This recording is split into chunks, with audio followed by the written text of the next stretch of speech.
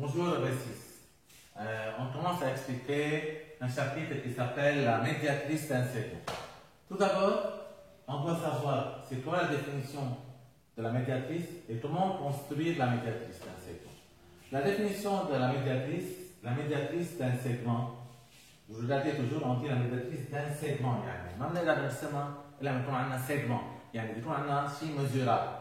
Et la droite perpendiculaire à ce segment en son milieu. Bien, il y a deux méthodes de la construction. Ou bien avec la règle et l'équerre, je trouve le milieu du segment AB car elle passe par le milieu.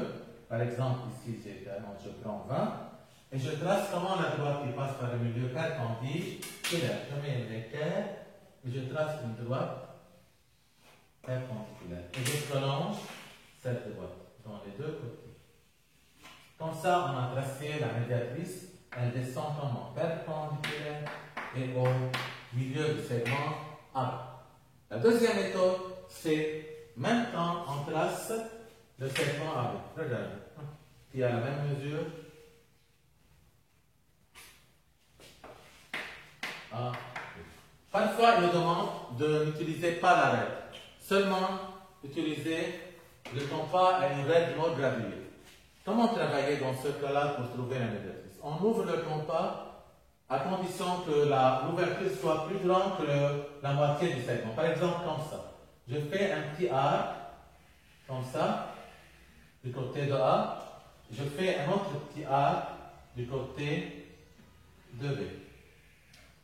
Où les deux arcs se rencontrent, regardez ici et ici, je relie avec une règle.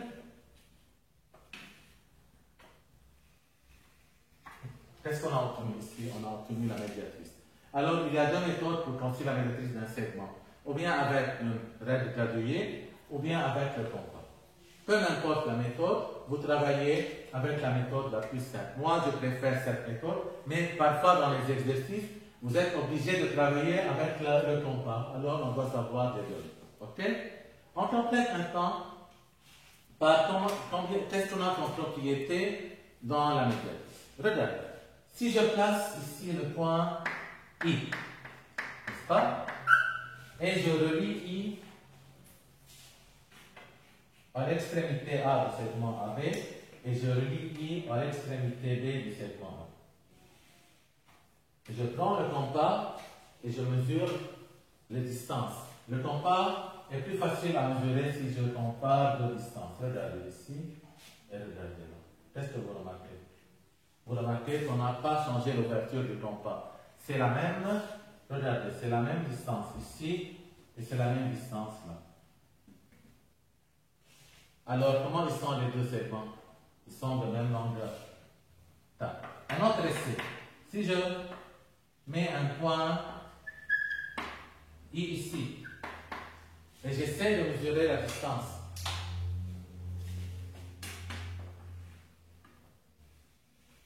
Je trace deux segments,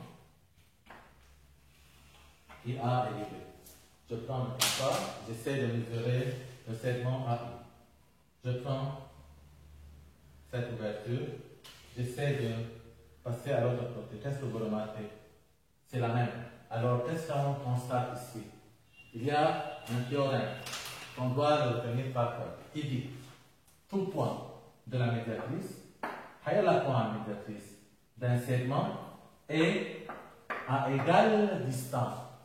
Il est à égale distance de deux extrémités de ce segment. Alors, on dit tout point, le théorème, on va retenir par cœur. Tout point